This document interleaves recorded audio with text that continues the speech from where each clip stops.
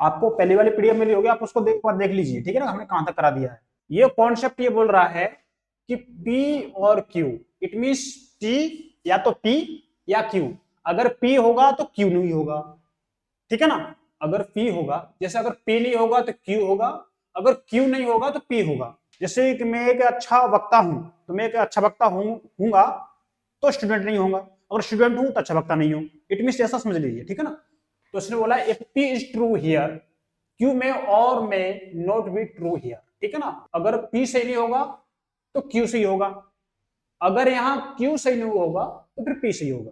तो इसका एक एग्जांपल ये है, जैसे कि आप देखिए, either you will become an IAS officer और ए गुड स्पीकर, या तो आप एक आईएएस ऑफिसर हो या फिर आप एक अच्छे वक्ता हो, ठीक है ना, बोलने वाले। तो यहाँ पर देखो तीन स्टेटमेंट ही दे रखे हैं मैंने, ज्यादा नहीं, तीन ही हम समझ लेते चीजों को। इन्होंने बोला if Yuvraj has become an IAS officer he may और may not become a good speaker, ठीक है ना। Pushpak become a good speaker, he many or many not become an IAS officer. If Pushpak did not become a good speaker, he must have become an IAS officer. अब इसमें आप दो थोड़ा सोचो, मान लीजिए या तो P होगा तो Q नहीं होगा, अगर Q होगा तो P नहीं होगा, दोनों में से एक ही चीज होगी, दोनों एक साथ नहीं हो सकती। और दूसरी बात, दोनों एक साथ हो रही हो तो भी गलत है, और दोनों एक साथ नहीं हो रही हो तो भी गलत है। उसमें से एक चीज हो रही हो, एक चीज ना हो रही हो, वो हमारा सही है। देखो, if Yuvraj has become an IAS officer, he may और may not be become a good speaker.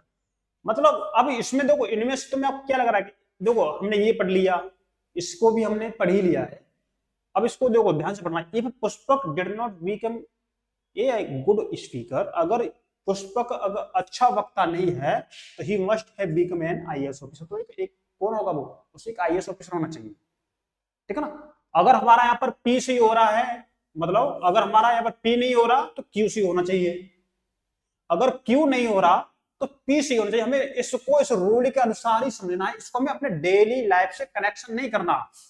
हाँ ना, फिर आप सोच रहे लोगों को भाई ऑफिसर हो भी सकता है, वक्ता भी हो सकता है, दोनों हो सकता है, नहीं, ये रियल लाइफ में हो सकता है, लेकिन हमारा जो ये रूल है बोल रहा है ना, इस रूल के अकॉर्डिंग नहीं होगा। इसे पढ़ो थोड़ा, ही में और मे नॉट बी के मैंने गुड स्पीकर, मतलब अगर मान लो इब्राहिम एक आईएएस ऑफिसर है तो वो अच्छा वक्ता हो भी सकता है, नहीं हो सकता, तो ये कौन सी बात हो गई, है ना। तो ये तो नहीं होगा, ठीक है ना, ये इस रूल के अनुसार नहीं होगा। अब if Pushpak become a good speaker, अगर पुष्पक एक अच्छा वक्ता है तो ही में और may not be become an IAS officer, तो है ना, तो आईएएस ऑफिसर हो भी सकता, नहीं हो सकता, ये भी गलत बात है। तो हमारा यही तो सी होगा ना, ये ठीक होगा, इस रूल के अनुसार हमारा ये ठीक होगा। चलिए अब देखो, ये तो हमारे जो मेन रूल थे वो हमने तो कर लिए, जो रूल थे। अब वैसे हमें यहाँ पर क्या करना चाहिए था, हमें 1 से लेके 10 तक प्रैक्टिस सेट बनाने चाहिए थे क्वेश्चन के लिए, लेकिन हमने यहाँ पर आपके लिए 2 ही क्वेश्चन बना पाए, ठीक है ना। और हमने इसमें आज के लिए हमने कुछ नया जोड़ा है नहीं है, क्योंकि हमने जो कल पढ़ा है उसके लिए हमें आज जो हमने क्वेश्चन इसमें दे रखे हैं उसको थोड़ा प्रैक्टिस कर लेंगे उनको हम, ठीक है ना। Directions for questions 1 to 10, each question below contains a main statement followed by 4 statements. Select the statement the logically follow the main statement and is true, ठीक है ना। इन्होंने दे रखा है कि if Sena wins her rank will improve, ठीक है ना। अब देखो ये इन्होंने वो रखा है कि सेना rank improving means C1, Sena did not win so her rank did not improve, Sena's rank did not improve which means she did not win, सेना won so her rank will not improve। ये 2 रखा है इन्होंने, ठीक है ना। मतलब अब देखो इन्होंने क्या काम रखा है कि विनिंग और इंप्रूवमेंट, इनको 2 PQ माना इन्होंने, ठीक है ना। तो इनका रूल भी देखो यहाँ पर लिख ही दिया मैंने यहाँ पर, ठीक है ना, इससे कंफ्यूजन ना हो आपको। तो देखो अगर जैसे विनिंग हो रही है तो इंप्रूवमेंट होगा, जैसे विनिंग हो रही है तो क्या हो रहा है, इंप्रूवमेंट हो रहा है इसके अनुसार। मतलब यदि P है तो Q होगा, अगर आपका Q नहीं P नहीं होगा, यही वैसे ना हमारा, अगर हमारा विनिंग हो रही है तो इंप्रूवमेंट करना है, और अगर हमारा यहाँ पर इंप्रूवमेंट नहीं हो रहा तो हमारा डिड नॉट विन, मतलब फिर हम जीतेंगे नहीं।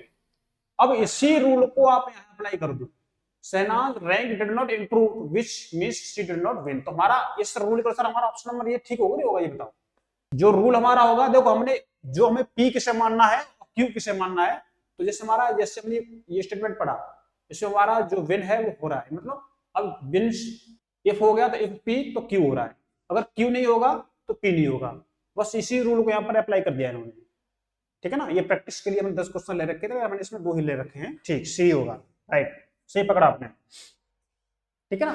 क्योंकि इसको अगर हम अपने डेली लाइफ से कनेक्ट करके चलेंगे तो आपका माइंड में एक क्या होगी, भावना उत्पन्न होगी, और भावना वाले आंसर यहाँ पर गलत हो जाएंगे।